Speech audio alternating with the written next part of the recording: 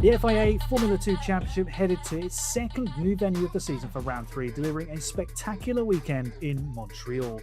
There was joy, heartbreak, and drama by the bucket load at the Circuit Gilles Villeneuve, the perfect ingredients for the F2 show. I'm your host, Aaron Harper, and with me to go through it all are F2 commentator Chris McCarthy and F2 journalist Jacob Orcock. Chris, coming to you first, welcome back to the show. Great to have you with us, the voice of Formula 2, of course. And is it safe to say that Formula 2 has conquered North America after its little trip across the Atlantic? It's good to be back. I mean, it feels like we're in America, doesn't it? Like 35 degrees today as we record this. So yes, great. So you might hear the fans going in the background, but I think we need them. No, it's great to be back. I think Formula 2 definitely did conquer America. I think that's a good way to say it. We never obviously knew that we were going to go there. I think the best part of it was the teams being tested to their full in terms of having to learn a track, learn a setup, and then almost guess with setups going into qualifying. And there was a clear difference in the teams that got it right and the teams that didn't. So, and it was a great chance for the experienced drivers to get a head start in the championship fight, which I think is what we're left with. So, but yeah, it's going to be hard for Formula 2 to leave those tracks out going forward, I think. And we've gained a lot of new fans because we stole the show at Miami and Canada.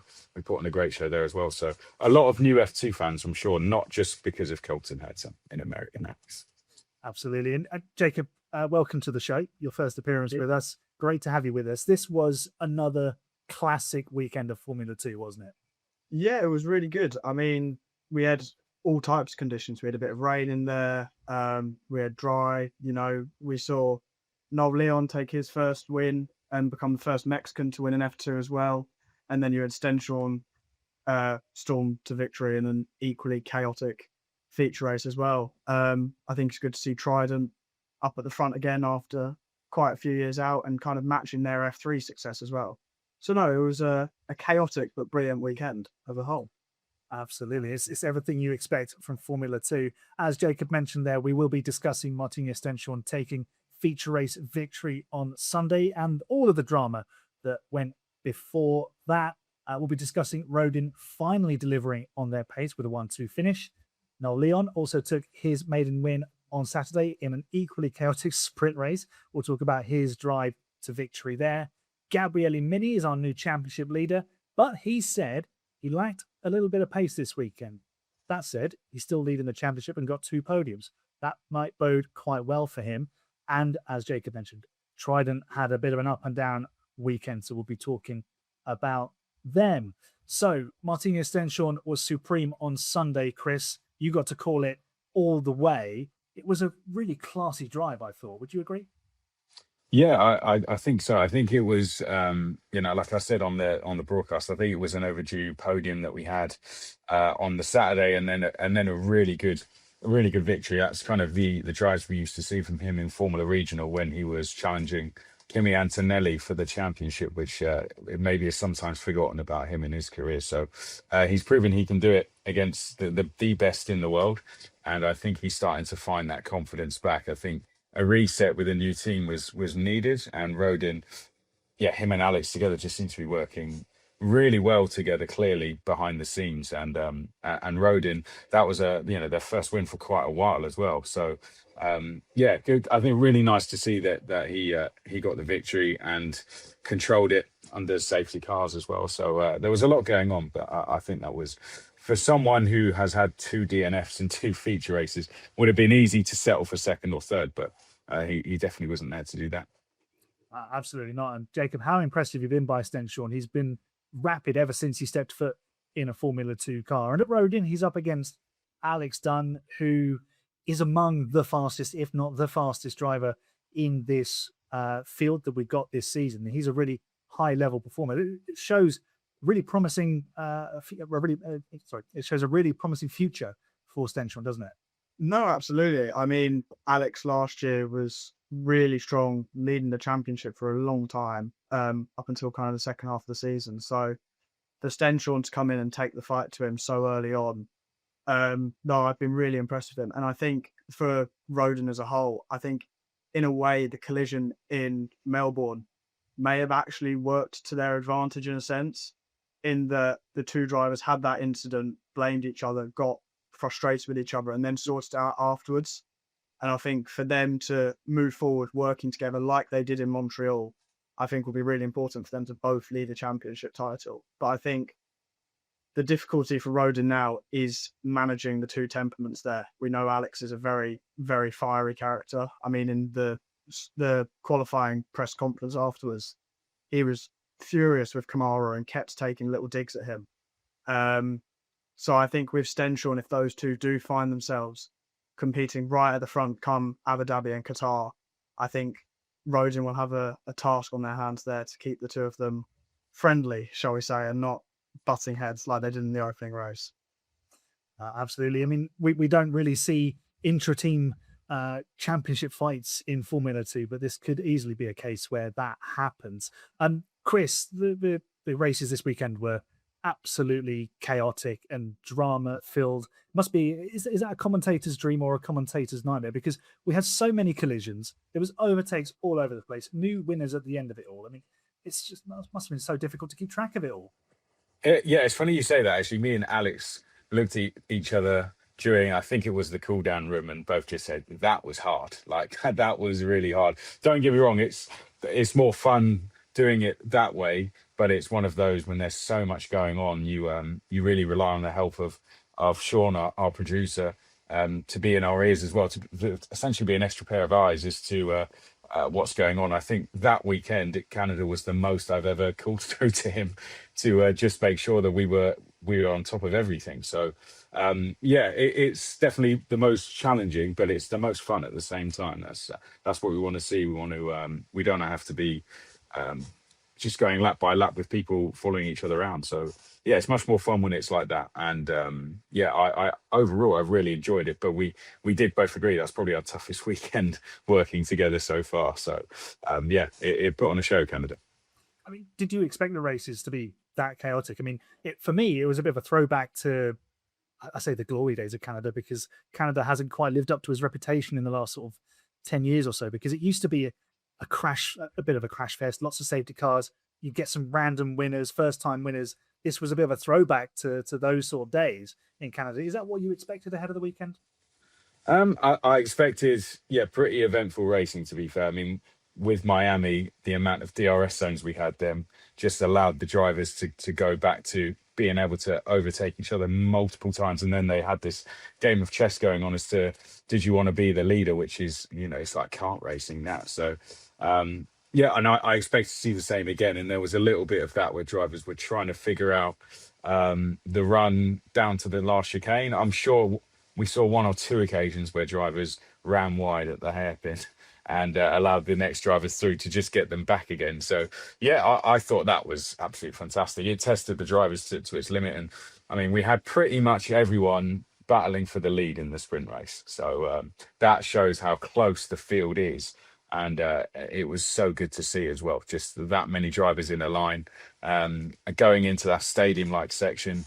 Yeah, I thought it was absolutely fantastic to watch. So I think that's what we all love about Canada. There's so many places you can overtake, and it is also a big test for the drivers. And we saw drivers befalling to some of the walls on the exits of these chicanes. So yeah, it had a bit of both, really.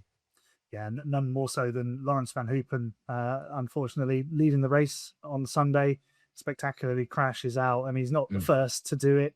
Michael Schumacher has been in there, Damon Hill, Jacques Villeneuve, Jenson Button. The list is endless, and he added his own name to it. But that did open the door for someone else to go and win the race, and Jacob Rodin finally delivered on all of their promise in the early part of this season. Do you think they are the team to beat in Formula 2 right now, even though they're not actually leading the team standings? I think it's tricky to say at the moment.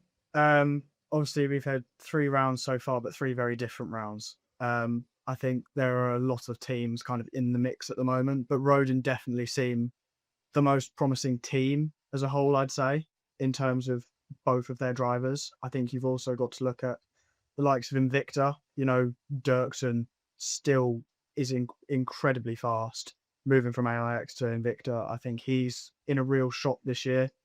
Partner with Kamara, I think they they both kind of had a difficult weekend, and Rodin kind of capitalised on that. But then you've also got the likes of Gabriele Mini. Obviously, his teammate Oliver Bertha isn't performing as well at the moment. But I think at the moment, in terms of collective teams, I think Rodin are one of, if not the strongest at the moment from the field.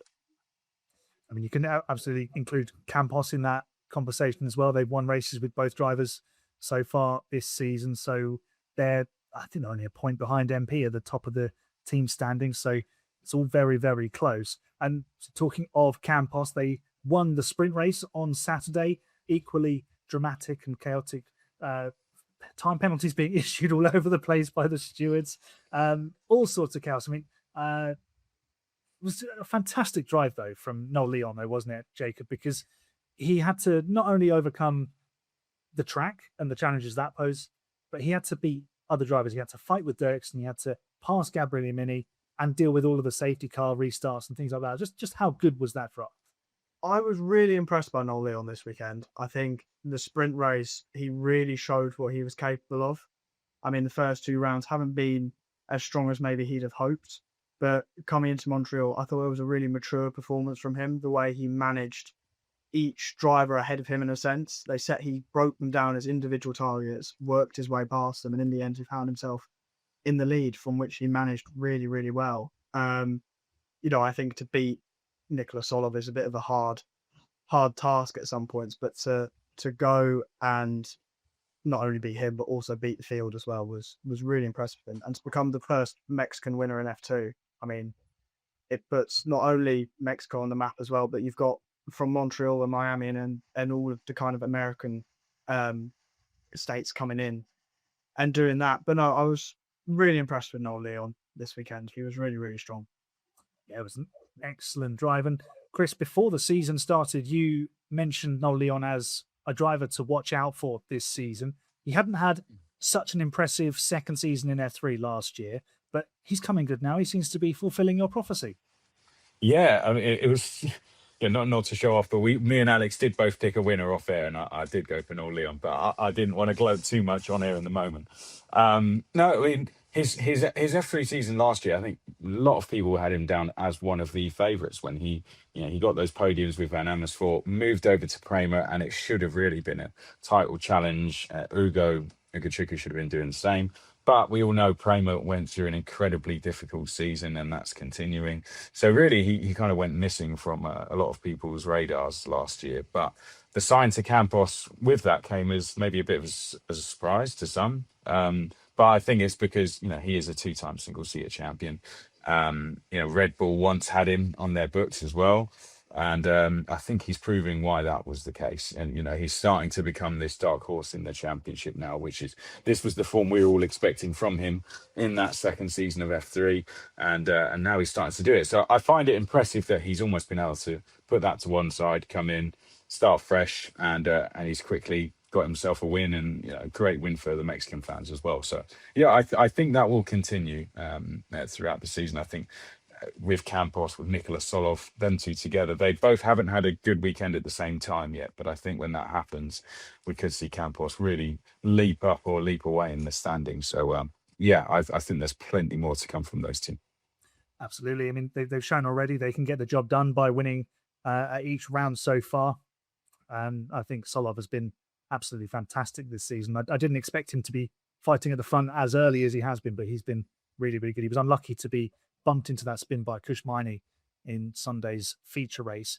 And he does, of course, he did, of course, lead the championship heading into Montreal, but we have a new man at the top of the table, and that is Gabriele Mini, the Italian. And it actually came on a weekend, even though he got 2 podiums, finishing second in Saturday's sprint race, having started from reverse grid pole position, and then finished third behind the Rodins on Sunday. He said he'd struggled for pace, but championships are won on your bad days, aren't they? Where you scoop the most points possible.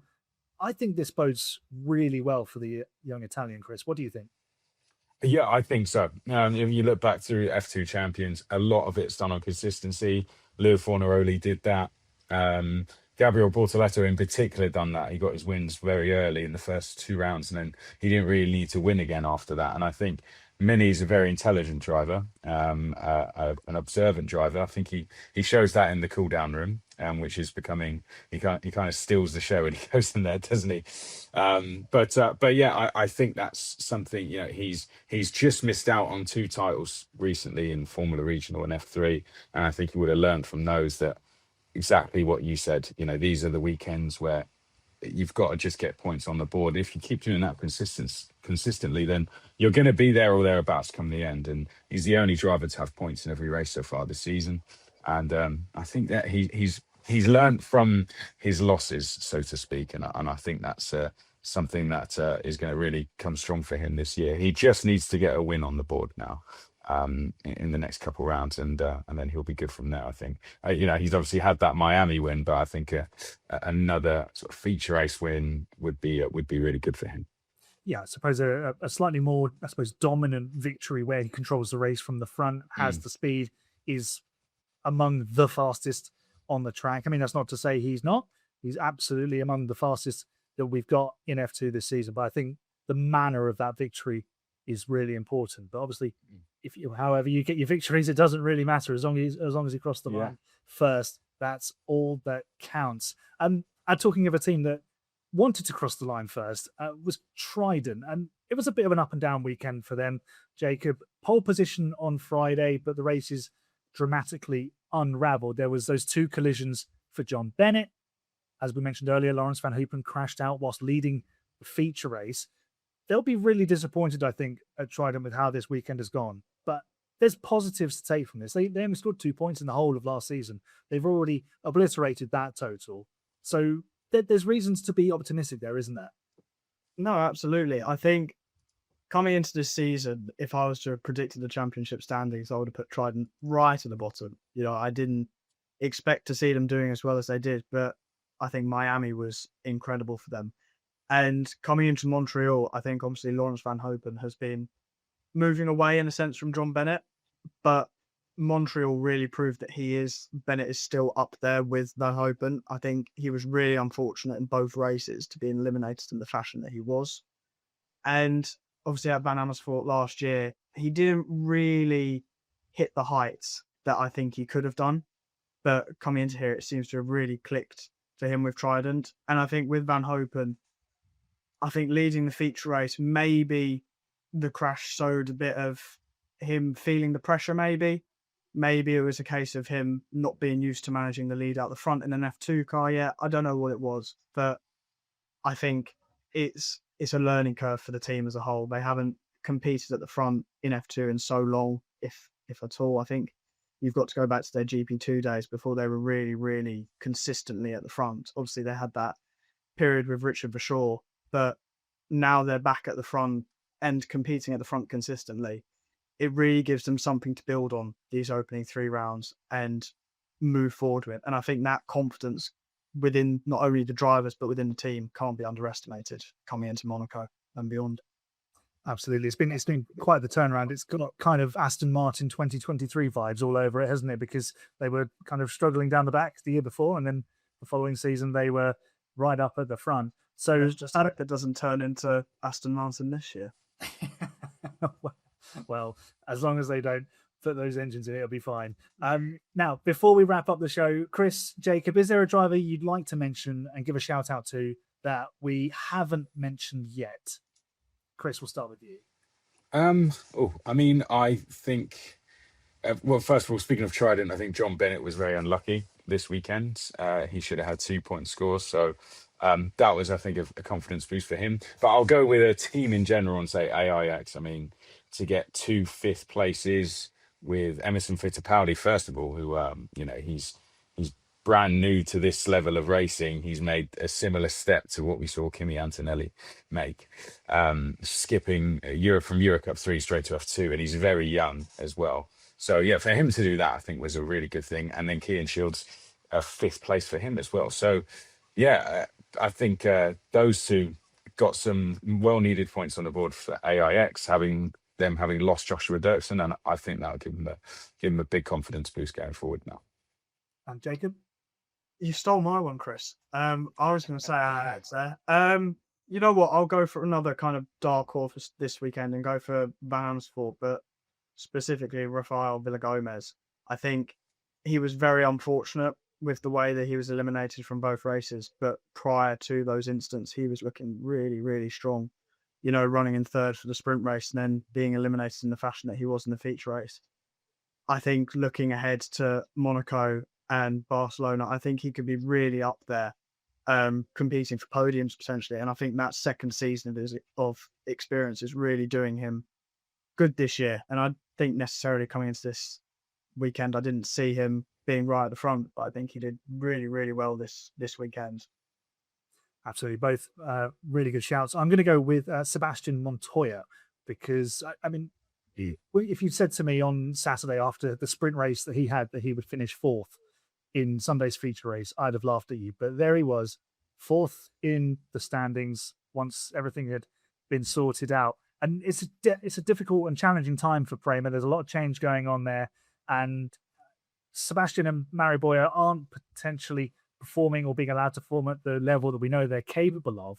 So for them to walk away with double points on Sunday was a really good effort. And I thought Sebastian drove a really, really good race. So let's have a look at the championship standings then before we go. As we mentioned earlier, Gabriele Mini is our championship leader. He got 2 podiums in Canada and he has a 21-point lead over Invicta's Rafael Camara, with Nicola Solov, who failed to score this weekend, and feature race winner Martinius Stenshorn level on 35 points. Sprint race winner Noel Leon is 5th on 33. Van Hoopen, Alex Dunn, Dino Beganovic, Vittorio Miata and Josh Dirksen complete the top 10. In the Teams Championship, MP Motorsport have moved to the top of the table and they're just a single point ahead of Campos, while Rodin's massive 49 points in Montreal sees them shoot up the order from 8th to 3rd. And as we've just mentioned, AIX got their first points of the season and they are now level with Van Amersfoort Racing. That is all for today. My thanks to Chris and Jacob for joining me. Make sure you hit the like button and subscribe so you stay up to speed with everything Formula 2. There's more F2 content on our website and in our Discord server, which is linked in the description. Next up for Formula 2 is Monaco. Last year, there was a major pile-up at Turn 1. I wonder what the streets of Monte Carlo have in store for us this year. But for now, from the track to your headphones, this has been the Formula 2 Show.